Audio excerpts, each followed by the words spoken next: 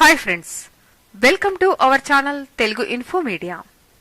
ఈరోజు మనం ఒక అద్భుతమైన శిల్పకళకు చిత్రలేఖనానికి తార్కాణంగా గెలిచిన మధ్యయుగ కాలం నాటి ఆలయం యొక్క వివరాలను తెలుసుకుందాం. లేపాక్షి ఆంధ్రప్రదేశ్ రాష్ట్రంలోని అనంతపురం జిల్లాకు చెందిన ఒక చారిత్రక పట్టణము. బెంగళూరు నుండి 120 కిలోమీటర్ల దూరంలో ఉంటుంది. మరి హైదరాబాదు బెంగళూరు రోడ్డుకు ఎడం వైపు నుండి 16 కిలోమీటర్ల దూరంలో ఉంటుంది ఈ లేపాక్షి పట్టణం. మరి ఈ ఆలయంలోని అత్యంత ఆకర్షణ ఏకశిలా నంది విగ్రహం టీవీగా కూర్చున్న భంగిమలో ఉంటుంది. మరి ఈ నంది అనేది 200 మీటర్ల దూరంలో ఉన్న మధ్యయుగం నాటి నిర్మాణ కళతో కూడిన ఒక పురాతన శివాలయం ఉంది. ఇక్కడ దాదాపు 30 అడుగుల ఎత్తు వరకు గల పాము చుట్టుకొని ఉన్నట్లున్న శివలింగం ఆరుబయట ఉంటుంది. చక్కటి శిల్పచాతుర్యంతో కూడిన స్తంభాలు, మండపాలు మరియు అనేక శివలింగాలతో కూడిన ఈ గుడిలో ఇప్పటికీ పూజలు జరుగుతూ ఉన్నాయి. ఈ దేవాలయం పెద్ద ఆవరణ కలిగి మధ్యలో గుడితో అత్యంత సుందరంగా ఉంటుంది. ఈ గుడికి చాలా ప్రత్యేకతలు ఉన్నాయి. ఇక్కడ మూల విరాట్టు వీరభద్రస్వామి, లోపల ఒక స్తంభానికి దుర్గాదేవి విగ్రహం కూడా ఉంటుంది.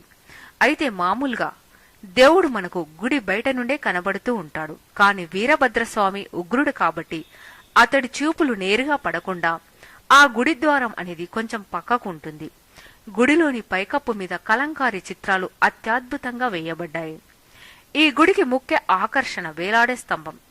ఈ స్తంభం కింది నుండి మనం ఏదైనా వస్త్రాన్ని ఉంచి అతి సులువుగా తీసేయవచ్చు. మరి లేపాక్షి ఒక మంచి దర్శనీయ ప్రదేశం. అంతేకాకుండా అక్కడ ఉన్న వీరభద్రస్వామి చాలా మహిమను కలవాడు. మరి ఇతిహాసం ప్రకారం రావణాసురుడు మహాసాధ్వియగు సీతను అపహరించుకొని ఆ ప్రాంతంలో వెళ్తూ ఉంటే ఈ కూర్వ పర్వతం పైన జటాయువు అడ్డగిస్తుంది. రావణుడు ఆ పక్షి యొక్క రెక్కలను నరికివేయగా ఈ స్థలంలో ఆ పక్షి పడిపోతుంది. ఆ తర్వాత సీత అన్వేషణలో ఈ స్థలానికి వచ్చిన శ్రీరాముడు జటాయువును చూసి జరిగిన విషయంను తెలుసుకొని ఆ తర్వాత ఆ పక్షికి మోక్షాన్నివ్వడానికి లేపక్షి అని ఉచ్చరిస్తాడు. లేపక్షి అను పదమే క్రమక్రమంగా లేపాక్షి అయినట్టు ఇక్కడి ప్రజలు నమ్ముతారు. మరి అంతేకాకుండా ఆ జటాయు యొక్క దహన సంస్కారాలు చేసి అక్కడ శ్రీరాముడు శివలింగాన్ని ప్రతిష్ఠించాడని ఆ లింగాన్ని రామలింగము అంటారు. మరి హనుమంతుడు కూడా తను మరియొక లింగాన్ని ప్రతిష్ఠించాడని దానిని హనుమలింగమని కూడా అంటారు. మరి ఆ ఆలయంలో ఉన్న పాదం యొక్క ముద్ర అనేది సీతాదేవికి సంబంధించిందని అక్కడి గైడు వివరించడం జరుగుతుంది. మరి ఆ గైడు యొక్క కథనం ప్రకారం ఆ యుగంలో మనుషులు దాదాపు 25 అడుగుల ఎత్తు వరకు ఉండేవారని, మరి ద్వాపర యుగంలో 15 అడుగుల వరకు ఉండేవారని, మరి కలియుగానికి వచ్చేసరికి 8 అడుగుల ఎత్తు వరకు ఉంటున్నారని చెప్పడం జరుగుతుంది. మరి మరో కథనం ప్రకారం చూస్తే అచ్యుతరాయలు కోశాధికారి విరూపన్న అనే వ్యక్తి రాజు అనుమతి లేకుండా ప్రభుత్వ ధనంతో ఆలయ నిర్మాణం చేపడతాడు. నిర్మాణం చాలా వరకు పూర్తయి కళ్యాణ మండపం నిర్మాణం జరుగుతున్న సమయంలో రాజుగారికి ఈ విషయాన్ని విరూపన్న యొక్క వ్యతిరేకులు చెప్తారు. దీంతో విరూపన్న ముందుగానే రాజు తనకు విధించబోయే శిక్షకు తనకు తానుగా విధించుకొని 2 కళ్ళను తీసివేసి కళ్యాణ మంటపం దక్షిణ వైపున ఉండే గోడకు విసిరికొట్టాడట. మరి అలా కళ్ళు విసిరికొట్టిన ఆనవాళ్లుగా అక్కడి గోడపై నుండి ఎర్రటి గుర్తులను స్థానికులు చూపుతుంటారు. మరి అంతేకాకుండా లోప అక్షి అంటే కళ్ళు లేని అనే పదాల ద్వారా లేపాక్షి ఏర్పడిందని చెప్తారు. ఇక పూర్వపు చరిత్రను పరిశీలిస్తే ఈ ఊరు శ్రీకృష్ణ దేవరాయల కాలంలో మిక్కిలి ప్రశస్తిని గన్నది. విరూపన్న నాయక, వీరన్న నాయకులు ఆ రాయల ప్రతినిధులుగా ఉండి ఆ ఊరిలో ఆ ప్రాంతాన్ని పరిపాలించారు. ఈ ఊరి పక్కన ఒక గుట్ట ఉంది. దాని పేరు కూర్మశైల్యము. పాపనాశేశ్వరుడు శివుడు ప్రతిష్ఠుడై ఉన్నాడు. అగస్త్యుడు ఇతని ప్రతిష్ఠించను. మొదట ఇది గర్భగుడి మాత్రమే ఉండేది. మన ఋషులు అరణ్యంలో తపస్సునకై వచ్చి ఇట్లాంటి ప్రశాంతమైన ప్రాంతంలో దేవుడిని కొల్చేవారు.